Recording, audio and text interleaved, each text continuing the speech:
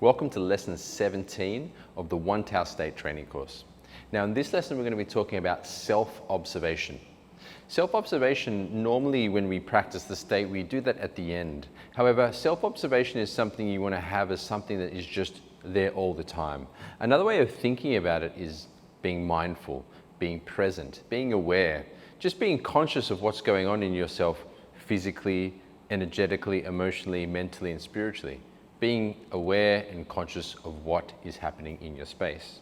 Now, the ways that we approach it, there are a couple of ways you can do it. Like whilst you're doing the state training, you can just notice what's going on. So you can notice that you have a tension in a certain part of your body, or you can notice a different thought or an emotion passing by.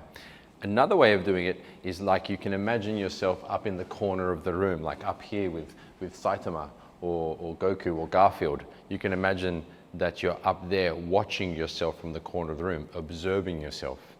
Another way you can do it simply is by using the sensing energy. You can just sense the space you're in and use that as a way to self-observe, to be present to yourself.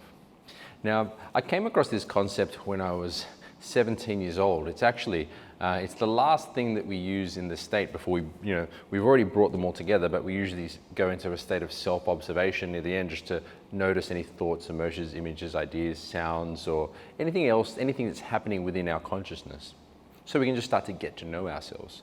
Because by getting to know yourself, by understanding what you're made of, what's going on, you can free yourself of ignorance, which is what the Buddhists will term as the greatest delusion, or some lines of Buddhism will term as our greatest enemy as mankind, is ignorance. So through self-observation, you gain self-knowledge, so you can eliminate ignorance and uplift your level of awareness and consciousness. So I came across these ideas when I was about 17 in the teachings of Gurdjieff, a Armenian Greco spiritual teacher and let's say philosopher, so to speak. Anyway, he would talk about self-observation, which was like a level of our awareness as human beings. And he started off saying it was like, if you had like a dot, one dot looking at, for example, a tree, then that would be what's called fascination, because you're not really aware of yourself.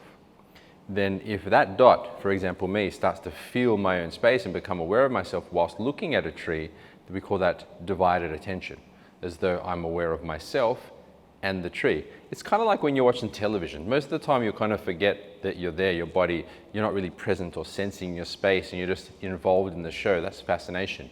If you bring your attention back into your space and aware of yourself whilst you watch the show, that's divided attention.